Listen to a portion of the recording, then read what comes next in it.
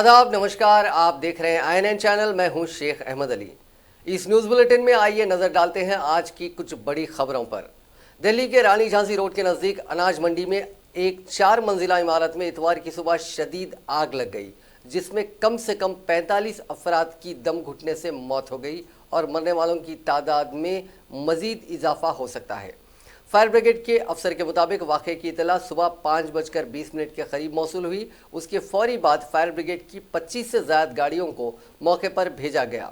अफसर के मुताबिक इमारत से बाहर निकाले गए लोगों को नज़दीकी लोकनायक जयप्रकाश हॉस्पिटल और हिंदू रॉ हॉस्पिटल इलाज के लिए भेजा गया। हादसे में दम घुटने की वजह से कम 43 अफराद की मौत हो गई है और बड़ी तादाद में दोनों हॉस्पिटल्स में लोगों का इलाज किया जा रहा है। मरने वालों की तादाद में मजीद इजाफे का अंदेशा जाहिर किया गया है।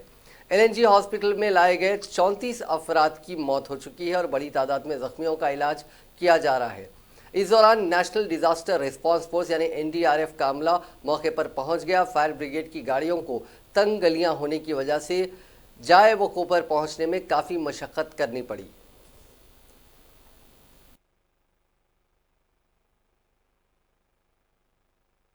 जरूरत तो है नहीं इसकी, जरूरत नहीं है इसकी। क्या कौन रहा है?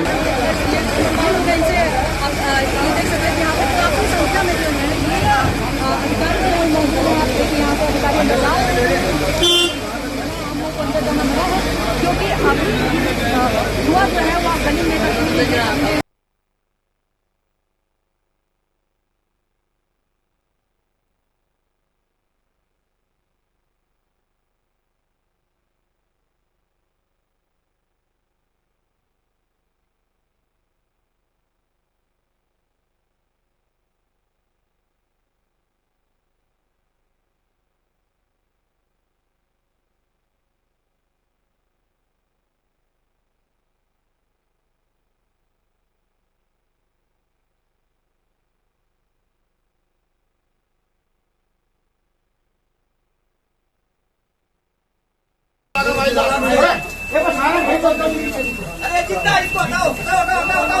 सर बचा ले इसका।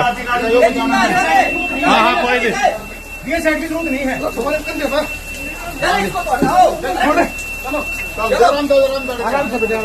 इसको यही रखो।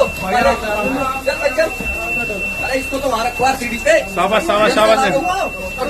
ऊपर उठा सर, ये जिंदा है। ऊपर सीढ़ी पे बैठो। नहीं हॉस्पिटल भिजवा दे, हॉस्पिटल भिजवा दे। शाबाश शाबाश।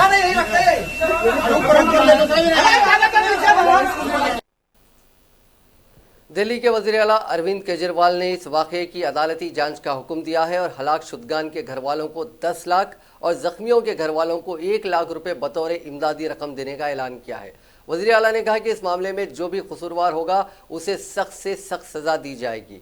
केजरीवाल ने सुबह जाए वक़्त का दौरा करके हलाक शुदगान के घर वालों को 10-10 लाख और ज़ख्मियों के घर वालों को 1-1 लाख रुपए बतौर मदद देने का ऐलान किया।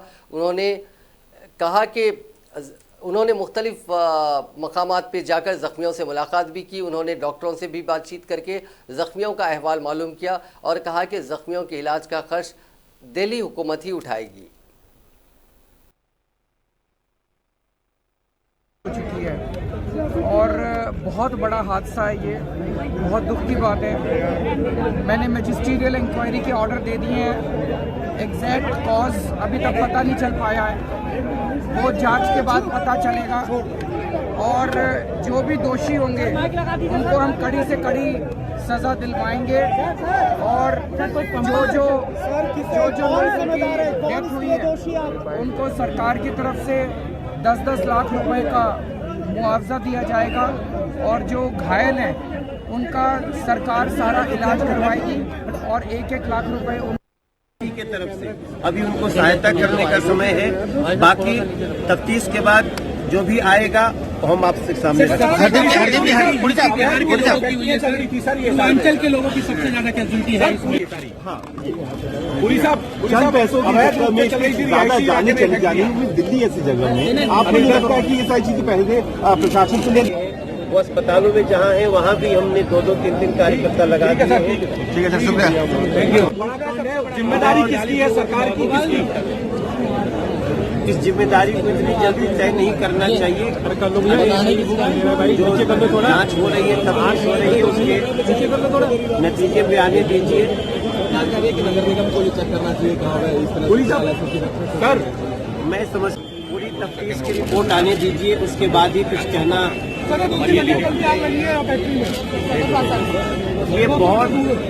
ये बहुत चिंताजनक बात है और इस दर्दनाक की स्थिति में इसके तह तक जाना पड़ेगा। और बहुत सारी चीजें हैं जो हम देख रहे हैं, आंखों के सामने हैं। बहुत सारी चीजों पे बहुत पहले से आवाज उठाई जा रही है, लेकिन अभी जब तक पूरी तफ्तीश पूरी नहीं होती हम कुछ कहने की। मनोज जी, एक सवाल है, जो मशीनरी है वो काम कर रही है। जो अभी तक कारणों का पता चल रहा है, शॉर्ट सर्किट है। अरे माइक पीछे करो। और एक बिल्डिंग के चौथे फ्लोर पे उन्नाव में अस्मत दरी और जलाकर कत्ल कर दी गई मुतासिरा की आखिरी रसूमात उसके आबाई गांव हिंदूपुर में अदा कर दी गई। इससे कबल लखनऊ डिवीजन के कमिश्नर मुकेश मेश्राम और मुतअद्दिद आला पुलिस अफसरान ने मुतासिरा अफराद के अहल खाना से बात की और आखिरी रसूम पर राजी किया। मुतासिरा के अहल खाना ने मुतालबा किया था कि जब तक वज़ीर आला योगी आदित्यनाथ उनके घर पर नहीं आएंगे वो लाश को दफन नहीं करेंगे। मुकेश मैसराम ने साफियों को बताया कि मुतासिरा के अहल खाना को 24 घंटे सिक्योरिटी फराहम की जाएगी। नेज़ प्रधानमंत्री आवास योजना के तहत एक पक्का मकान भी दिया जाएगा। पुलिस कमिश्नर ने कहा कि मुतासिरा अफराद के लवाहिकीन को 25 लाख रुपए दिए गए हैं। मुतासिरा की बहन को सरकारी मुलाजिमत दी जाएगी। हाउसिंग स्कीम के तहत कुंबे को एक मकान दिया जाएगा और मौजूदा मकान की भी मरम्मत कराई जाएगी। मुतासिरा की बहन को पुलिस तहफ़्फ़ुज़ दिया जाएगा। सिक्योरिटी एहलकार भी घर पर तैनात रहेंगे। मुतासिरा की लाश को जलाए जाने के बजाय उसको सुपर्द खाक किया गया है। उस हवाले से बात करते हुए ख़ानदान के एक रुकन ने कहा था कि उसे जलाने के लिए रह ही क्या गया है, लिहाजा मुतासिरा की चिता जलाने के बजाय अहले खाना ने उसे सुपर्द खाक किया है। वाज़ेह है कि मुतासिरा के आबाई गांव पुलिस और सूबाई मुसल्ह अफवाज PAC की भारी नफरी के दरमियान आखिरी रसूमात अदा की गईं। इस दौरान समाजवादी पार्टी के रहनुमा भी मौजूद थे। आखिरी रसूमात अदा होने के बाद समाजवादी पार्टी के ज़िले दफ्तर में मुतासिरा के रूह के सुकून के लिए एक इजलास मुनक़िद किया गया, जिसमें SP, रहनुमा, कारकुनान और गाँव के लोग शामिल हुए। वज़ीर स्वामी प्रसाद मौर्य भी इतवार के रोज़ मुतासिरा के घर पहुंचे और मुलजिमान पर सख्त कार्रवाई की यकीन दहानी कराई। आखिरी रसूमात से कबल रेप मुतासिरा की बहन ने मुतालबा किया था कि जब तक चीफ मिनिस्टर योगी आदित्यनाथ उनके घर नहीं जाते उसका आखिरी रसूमात नहीं किया जाएगा। ताहम बादज़ां पुलिस इंतज़ामिया ने बच्ची के अहले खाना से बात की और आखिरी रसूमात पर राज़ी हो गए। इससे कबल इतवार की सुबह मुतासिरा के वालिद ने कहा था कि वो तदफीन का अमल शुरू होने से कबल वज़ीर आला योगी आदित्यनाथ से मिलना चाहते हैं। उसके बाद हफ्ते के रोज़ से गांव में तैनात सीनियर ओहदेदारों ने अहले खाना को समझाया कि उनके तमाम मुतालिबात पूरे हो जाएंगे, लिहाजा उन्हें तदफीन में ताख़ीर नहीं करनी चाहिए। वाज़ेह है कि जुमेरात यानी 5 दिसंबर को मुतासिरा अस्मत दरी के मुकदमे की पैरवी के लिए रायबरेली जा रही थी, तभी कुछ लोगों ने उस पर पेट्रोल डालकर आग लगा दी। इल्ज़ाम है कि अस्मत दरी के मुलजिमीन की तरफ से ही मुतासिरा को जलाकर मारा गया है। जुमे की सुबह 11 बजकर माफ़ कीजिएगा जुमे की रात 11:40 दिल्ली के सफदरजंग अस्पताल में उसका इंतकाल हो गया। हफ्ते की रात मुतासिरा लड़की की लाश को उसके गांव हिंदूपुर लाया गया था। कांग्रेस की आर्जी सदर सोनिया गांधी मुल्क में ख़वातीन के खिलाफ जराइम में मामलों के मद्देनज़र कल अपनी सालगिरह नहीं मनाएंगी। सोनिया गांधी पीर के रोज़ 73 साल की हो जाएंगी। पार्टी के ज़राए ने कहा कि वो ख़वातीन के खिलाफ बढ़ते जराइम से काफ़ी रंजीदा हैं और इसलिए अपनी सालगिरह नहीं मनाएंगी।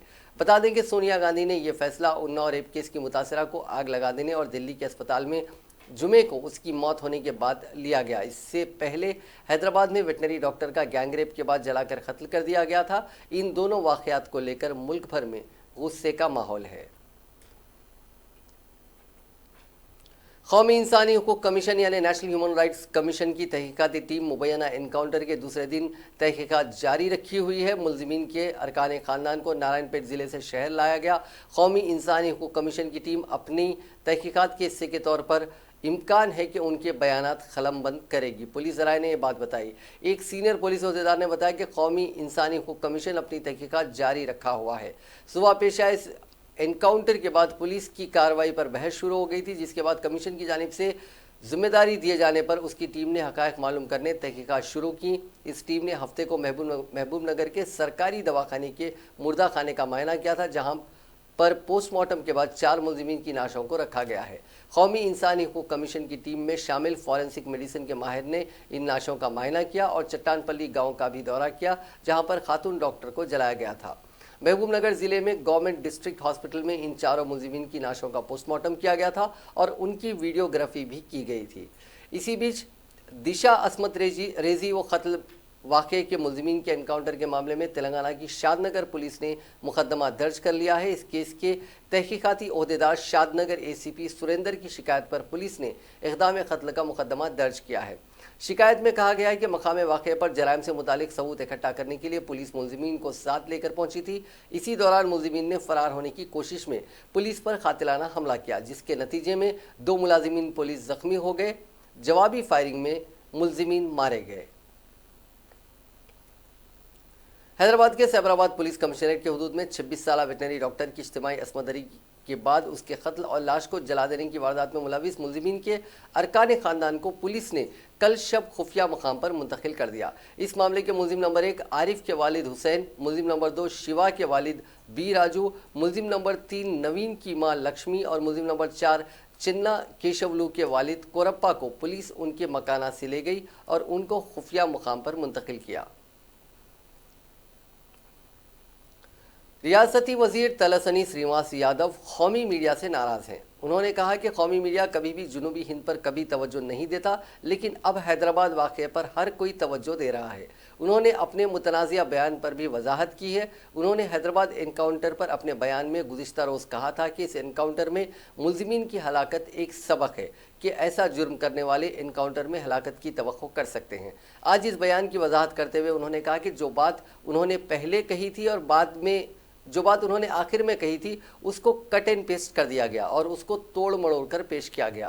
ये सही नहीं है। हफ्ते को मीडिया में ये इत्तलात आई थी कि वज़ीर मौसूफ ने कहा था कि ऐसा जुर्म करने वालों के लिए ये एनकाउंटर एक सबक है।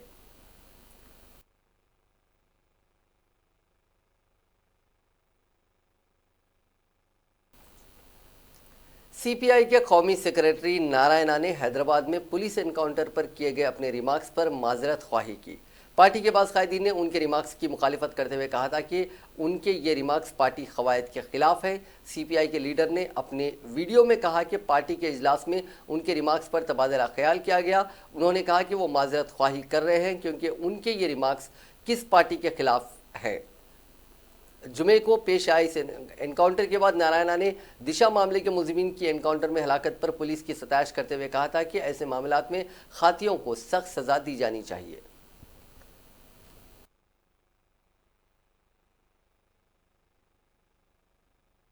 సిపిఐ జాతీయ సమితి సమావేశాలు హైదరాబాద్లో జరుగుతూ ఉన్నాయి. ఈ సందర్భంగా జాతీయ కార్యవర్గంలో కొంచెం చర్చకు వచ్చింది. ఈ మధ్య హైదరాబాద్ దిశని హతమార్చినటువంటి దొండగల నలుగురిని పోలీసు ఎన్కౌంటర్ చేసింది. ఇలాంటి ఎన్కౌంటర్ను స్వాగతించాను. అయితే మా పార్టీ అంగీకృత విధానాలకు ఇది వ్యతిరేకం. ఇది ఈ మొట్టమొదటిగా మాకు తీర్మానాలు ఉన్నాయి.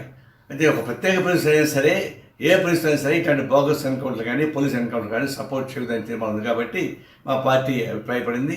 ఆ ప్రకారం నేను జాతీయ కార్యవర్గ సమావేశంలోనే నాకు క్షమాపణ చెప్పాను. పార్టీ లోపల బయట కూడా వామపక్షేదులు ఇతర ప్రజాస్వామ్యవాదులు కూడా చాలా దీని మీద వ్యతిరేకించారు. కాబట్టి వారికి కూడా నా క్షమాపణ తెలియజేస్తాను. ఇలాంటిది భవిష్యత్తు లేకుండా జాగ్రత్త తీసుకుంటాను.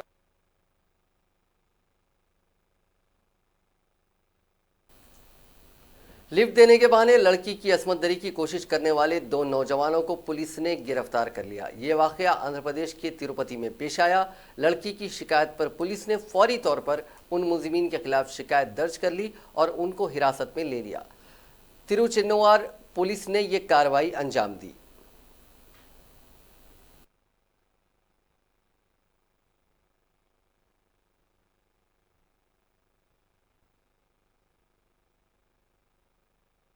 తీసుకెళ్ళి అక్కడ ఆ మోటార్ సైకిల్లో పెట్రోల్ అయిపోయింది అని పక్కన ఆపి మళ్ళీ వెళ్దామని చెప్పి తన మిత్రుడైన రాజమోహన్ నాయక్కి ఫోన్ చేసి పెట్రోల్ తీసుకురమ్మని చెప్పాడు. ఈ పెట్రోల్ అయిపోయిన అంతా మాత్రం అది అబద్ధం. సో రాజమోహన్ నాయక్ని సపోర్ట్ తీసుకోవడానికి పిలిపించాడు ఫోన్లో.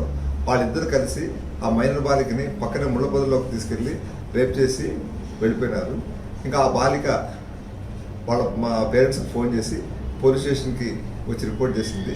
దాని మీద కేసు నమోదు చేసి విచారించి ఆ ఇద్దరు ముద్దారైన చిత్తూరు వెంకటేష్, రాజమోహన్ నాయక్ అనే ఇద్దరిని నిన్న మధ్యాహ్నం సింధు జంక్షన్ అంతా అరెస్ట్ చేయడం జరిగింది.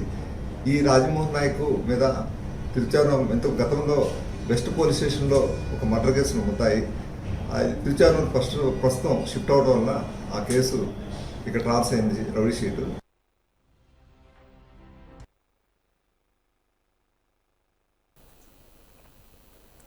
प्याज की कीमतों में रोज बरोज इजाफे ने अवाम को मुश्किल में डाल दिया है। आंध्र प्रदेश में हुकूमत की जानिब से सब्सिडी पर फराहम की जाने वाली प्याज हासिल करने के लिए तिरुपति में 1 किलोमीटर तवील कतार देखी गई। सुबह ही से तिरुपति के अन्नामया सर्कल से रेलवे गेट तक यह कतार देखी गई। कतार में बुजुर्ग अफराद, छोटे बच्चे और बालिग अफराद भी देखे गए। आरटीसी रोड रैतू बाजार में इतवार की सुबह मार्केटिंग महकमे की जानिब से 5 टन प्याज फरोख्त के लिए दस्तयाब करवाई गई। इस प्याज को हासिल करने के लिए भी लोगों की तवील कतार देखी गई। 5 टन प्याज 4 घंटे में खत्म हो गई। खुले बाजार में फी किलो प्याज 150 रुपये के हिसाब से फरोख्त किए जाने के पेश नज़र ओहदेदारों की जानिब से 25 रुपये किलो के हिसाब से ये प्याज सब्सिडी में फरोख्त की गई। तिरुपति टाउन के चंद्रागिरी, रामापुरम, एरुडू, करी, कुंबाड़ी और दीगर इलाकों के अवाम की बड़ी तादाद इस सब्सिडी पर फरोख्त की जाने वाली प्याज की खरीदारी के लिए पहुंची। ज़रूरत के लिहाज से प्याज में कमी और कीमतों में इजाफे पर अवाम ने हुकूमत पर बरहमी जाहिर की।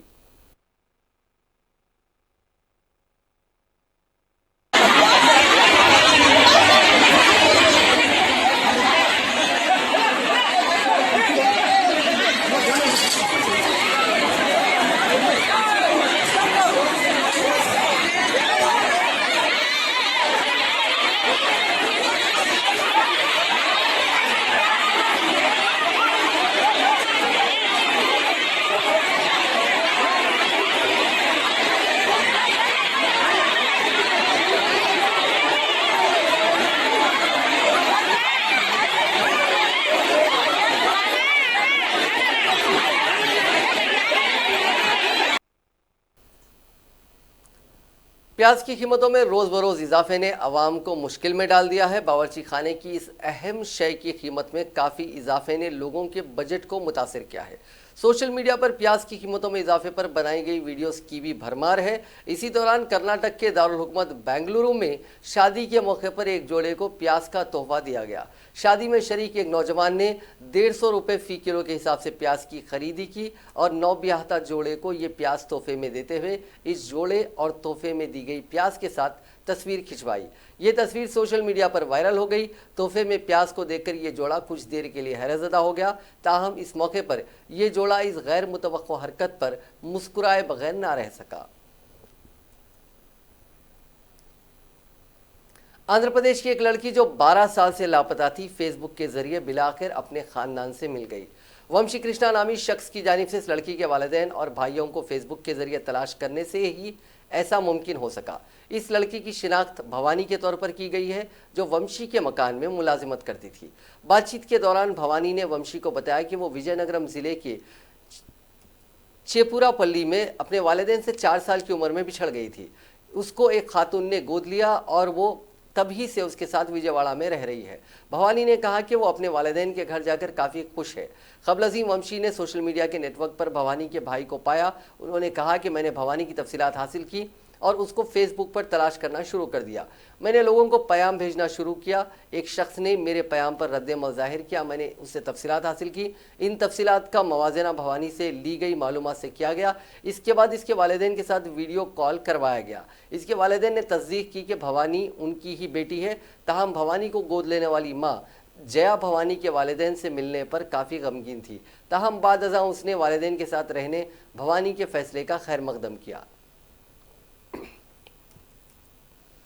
रियासती हुकूमत के नए चीफ सेक्रेटरी को लेकर मुख्तलिफ क़यास आराइयाँ जारी हैं। 31 दिसंबर को मौजूदा चीफ सेक्रेटरी शैलेंद्र कुमार जोशी सुबुकदोश हो रहे हैं। राय के मुताबिक हुकूमत SK जोशी की मियाद में तोसी की ख्वाह है, लेकिन जोशी इसके लिए तैयार नहीं है। चीफ सेक्रेटरी ओहदे की दौड़ में विनय कुमार और बीपी आचार्य जो 1983 के बैच के हैं, उनके बाद अजय मिश्रा जो 1984 बैच के हैं और चित्रंदर दास जो 1985 के बैच के हैं, ये सभी दौड़ में हैं। उनके अलावा सोमेश कुमार और आधार सिन्हा के नाम भी गश्त कर रहे हैं। सीनियरिटी की बुनियाद पर अजय मिश्रा के नाम को खतियत दिए जाने का कवी इम्कान है। जारी माह के तीसरे हफ्ते में किसी एक नाम को वजीर आला चंद्रशेखर राव खतियत दे सकते हैं। रियासती गवर्नर तमिलिसाई सौंदरराजन पीर से रियासत का दौरा करेंगी। जराये के मुताबिक गवर्नर सौंदरराजन ने यादद्री मंदिर से अपने दौरे का आगाज करेंगी। इसके बाद वो वरंगल के कालेश्वरम मंदिर जाएंगी। इसके बाद वो कालेश्वरम प्रोजेक्ट का भी दौरा करेंगी। गवर्नर ने हाल ही में कबायली आवाम से वादा किया था कि वो बहुत जल्द उनके इलाके का दौरा करेंगी। इस सिलसिले में वो भूपालपल्ली के कबायली देहात का दौरा करते हुए उनसे मुलाकात करेंगी और उनके मसाइल से वाकिफियत हासिल करेंगी।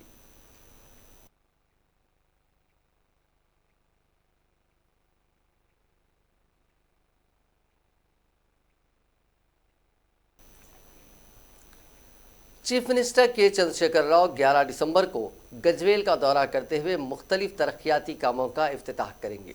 गजवेल में 1000 करोड़ रुपए के सरफे से ये तरक्याती काम अंजाम दिए गए हैं, जिसमें एजुकेशन हब, जामे ऑफिस कॉम्प्लेक्स, मार्केट और horticulture university, auditorium, outer ring road की तामीर के जरिए रियासत में उसे मिसाली हल्का बनाया गया है। 11 दिसंबर को 11 बजे दिन मुलुक मंडल की हॉर्टिकल्चर यूनिवर्सिटी का चीफ मिनिस्टर इफ्तिताह करेंगे। 11:20 पर कॉलेज का इफ्तिताह किया जाएगा। 11:40 को वो मार्केट का इफ्तिताह करेंगे। 12 बजे दिन वो इंटीग्रेटेड ऑफिस का भी इफ्तिताह करेंगे। 12:45 पर ऑडिटोरियम की इफ्तिताही तकरीब होगी। चीफ मिनिस्टर के दौरे के सिलसिले में इंतजाम तेजी से जारी हैं। वजीर फाइनेंस ईटला राजेंद्र ने कलेक्टर और दीगर आला ओहदेदारों के साथ जायजा इजलास मुनक़िद करते हुए इंतजामात का जायजा लिया। इस इजलास में सदर नशीन forest corporation V Pratap Reddy, joint collector Padmakar, Gajwel urban development authority officer Mutyam Reddy ने भी शिरकत की। इस मौके पर हरीश राव ने खिताब करते हुए ओहदेदारों को हिदायत दी कि बकिया कामों को जल्द अज जल्द तकमील कर लें। इस मौके पर पुलिस कमिश्नर जिविल डेविस और जिले के आला ओहदेदार मौजूद थे। वजीर सेहत ईटला राजेंद्र ने कहा है कि रियासती हुकूमत सेहतमंद तेलंगाना की तामीर के लिए इक़दाम कर रही है, जिससे 5 बरसों के खलील अरसे में मुल्क की दीगर रियासतों केरला, तमिलनाडु के सेहत के शोबों से तेलंगाना की सेहत का शोबा आगे हो गया है। उन्होंने कोरटला में 16 करोड़ 80 लाख रुपए की लागत से तामीर किए जाने वाले 100 बिस्तरों वाले दवाखाने का संग बुनियाद रखा। इस मौके पर उन्होंने कहा कि चीफ मिनिस्टर ने रियासत तेलंगाना की तश्कील के बाद शोबे तालीम व सेहत के जरिए गरीब आवाम को फ़ायदा पहुँचाने और सेहतमंद तेलंगाना के क़याम के लिए इक़दाम किए हैं। यही वजह है कि आज आवाम के मफाद में शोबे सेहत में कई इक़दाम किए हैं। इसके नतीजे में शोबे सेहत में रियासत को कई अवार्ड्स हासिल हुए हैं। उन्होंने कहा कि रियासत में पहले सिर्फ 3 बड़े दवाखाने थे, जबकि आज रियासत में 11 मेडिकल कॉलेजेस का क़याम अमल में लाया जा रहा है। उन्होंने कहा कि सरकारी दवाखानों के नाम से लोग डरते थे, लेकिन आवाम की बड़ी तादाद सरकारी दवाखानों से आज रुजू हो रही है। उन्हीं दवाखानों में सबसे ज़्यादा ज़चगियाँ हो रही हैं। वज़ीर मौसूफ ने डॉक्टर्स और तिब्बी अमले को अपने मसाइल में ना उलझने का मशवरा दिया। उन्होंने कहा कि आयुष्मान भारत से बेहतर नताइज आरोग्यश्री के आ रहे हैं। विद्यासागर राव, रुकने असेंबली कोरटला ने भी खिताब करते हुए हुकूमत के मुख्तलिफ शोबों में इक़दाम की सताइश की। तेलंगाना के 3 मौज़ूआत जल्द ही 100% डिजिटल हो जाएंगे, क्योंकि रियासती हुकूमत ने तमाम खिदमात बशमूल इन मौज़ूआत में मकामी नज़्म-ओ-नस्क व डिजिटाइज करने के तजुर्बाती प्रोजेक्ट शुरू किया है। ये मौज़ूआत अजला सिरसिल्ला, रंगारेड्डी और कामारेड्डी के हैं। इस प्रोग्राम के तहत मौजू की तमाम सरगर्मियों को ऑनलाइन किया जाएगा, जिससे देहातियों के लिए बेशतर खिदमात हासिल करना आसान होगा। ग्राम पंचायतों, सेहत, तालीम और पेमेंट्स इन डिजिटल मौज़ूआत में ऑनलाइन हो जाएंगी। ओहदेदारों के मुताबिक महकमा इंफॉर्मेशन टेक्नोलॉजी और पंचायत राज के ओहदेदार तालमेल के साथ काम कर रहे हैं, ताकि इन मौज़ूआत को डिजिटल मौज़ूआत में तब्दील किया जा सके।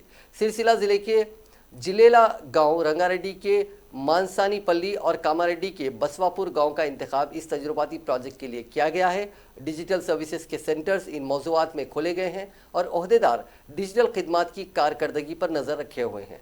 साथ ही खिदमात की फराहमी में पैदा होने वाले मसाइल पर भी नज़र रखी जा रही है। सर्विसेज सेंटर्स में कंप्यूटर्स, फाइनेंस, एसीज और इंटरनेट कनेक्शंस भी फराहम किए गए हैं। कंप्यूटर का इल्म रखने वाले नौजवानों का इंतखाब उनको चलाने के लिए किया गया है। डिजिटल विलेज सेंटर के जरिए ग्राम पंचायतों की तमाम खिदमात जैसे इमारतों की तामीर, लेआउट के इजाज़तनामे, सर्टिफिकेट्स की इजराई वगैरह का काम किया जाएगा। इन सेंटर्स में सेहत की खिदमात भी फराहम की जाएंगी।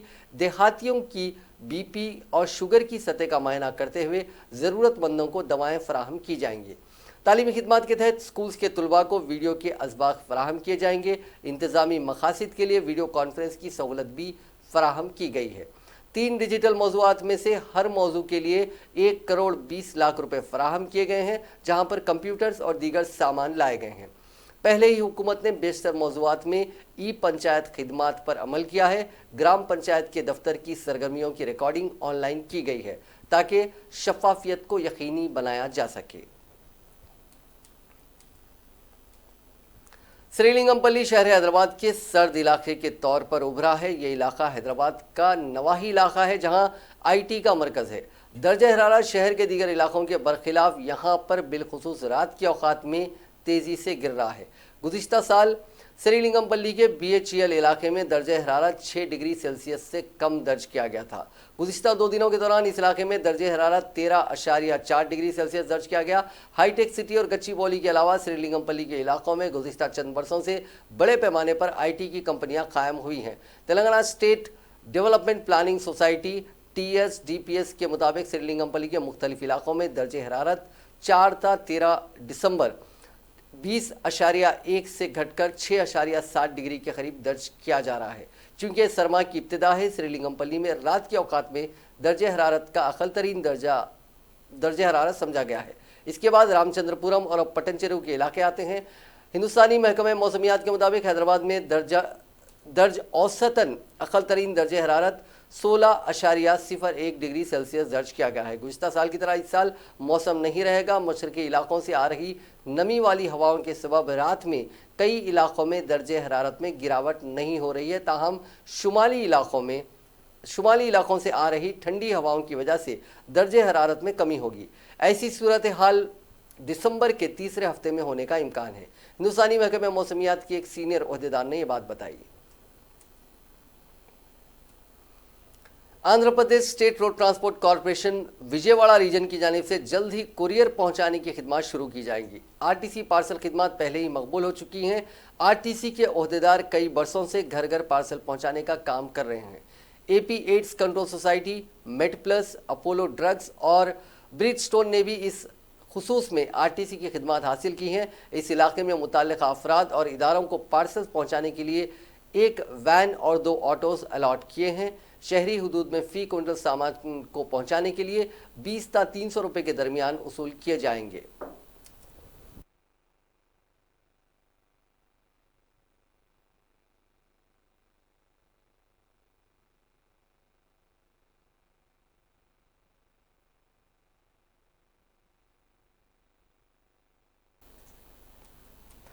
कांग्रेस लेजिस्लेचर पार्टी के लीडर भट्टी विक्रमार्का ने शहर के बोइनपल्ली इलाके में मकामी TRS लीडर माधव रेड्डी की जानिब से एक वॉचमैन पर पेट्रोल छिड़ककर आग लगा देने के वाक़े की शदीद मजम्मत की।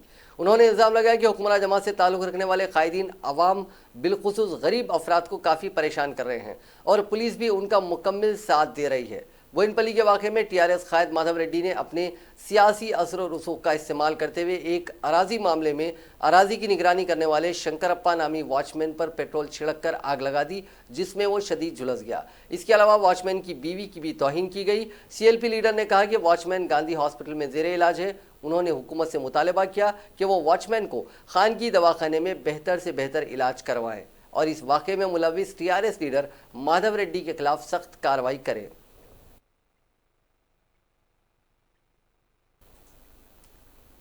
नाजरीन, इस न्यूज़ बुलेटिन में बस इतना ही। देखते रहिए INN चैनल।